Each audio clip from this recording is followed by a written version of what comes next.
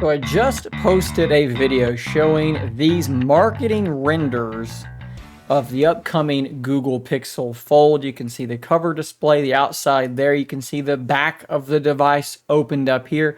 Like I said, already gone over this stuff. I'll drop a link to that video in the description. When I made this video, these were the only two images that this leaker, Evan Blass at EV Leaks, had posted. Well, now they have posted a third one, and it's kind of the one that we were waiting for, right? This is the internal tablet display of the Google Pixel Fold, and there is a lot, honestly, to go over here on this image, starting with the thing that I think most people are going to have their eyes drawn to, and it is the size of the bezels on this device. Now, we've talked about this in a prior video. I've ran a poll that showed that out of, like, what is it, 750 people that voted, only like 20% of people said this was a deal breaker to them. But I thought that since it's here in front of us once again in what should be the clearest image that we have so far, we'll take a quick second and talk about the bezels again very quickly. I'm going to explain to you why they're not a big deal to me. So the first reason is because it gives us a place to put the selfie camera. You can see that it's up here tucked away in this bezel. And a lot of people will say, hey,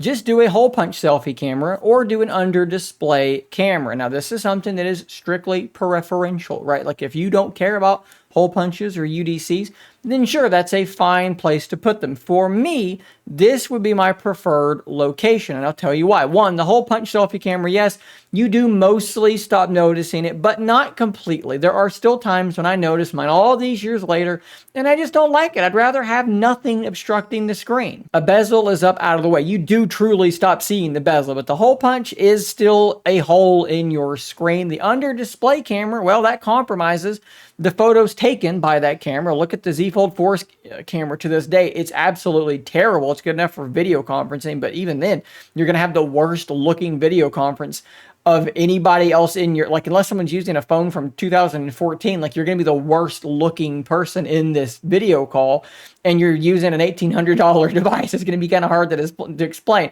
Oh, I look terrible, but it's because my camera is going through my screen for some reason, and it doesn't even make it invisible. In fact, for me, the under display camera is even more visible than the hole punch because it has this screen door effect on light colors where it shimmers. And for someone like me that's photosensitive, it is like instant headache, instant migraine for me. I have to have mine disabled and filled with black all the time to just be able to use the Z Fold 4. So putting the camera in the bezel is an absolute win for me. Another thing to consider, and this might be a your mileage may vary type situation, is accidental presses. This does happen to me with my Z Fold 4. Not super often, right?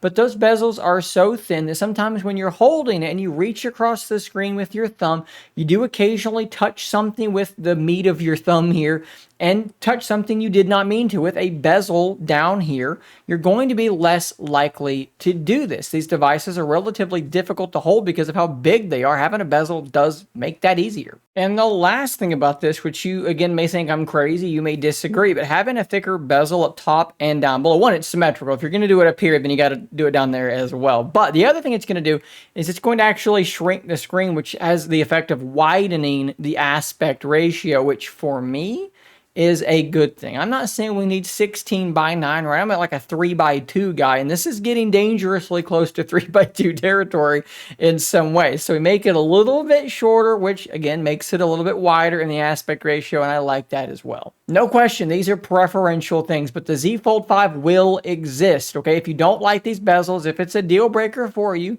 that's fine. There's another device with a skinnier, taller tablet screen with very, very small bezels. Maybe that's the one for you. If we get into a little bit more of the meat and potatoes of this, though, one thing I want to draw your attention to is the look of the hinge here. Let's actually open this in a new tab so that I can zoom in a bit further. This is what the hinge is meant to look like. There were some people who in the real world video were concerned that the hinge was in some way exposed, that dust could get in through this area and down into the hinge. This does not appear to be the case. This is actually a far larger plastic piece or some sort of hard material here covering the hinge than what we have on the Z Fold, and there does appear to be some sort of a thing going across here as well. This hinge seems to be very well protected, and this lines up with the reporting from a couple of weeks ago. I think it was CNBC that said that Google was going to market this thing as being very, very durable. Well, this looks like a reinforced hinge compared to the Z Fold.